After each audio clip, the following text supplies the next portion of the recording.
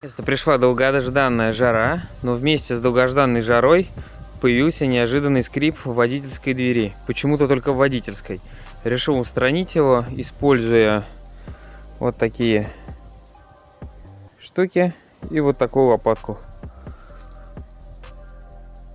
Под обшивку загоняю, и скрип пропадает. Сейчас мы еще одну сюда поставим и сделаем дорожное испытание. Подведем итог. Я проехался. Внешне практически незаметно, если не присматриваться, но результат более чем отличный. Скрип пропал.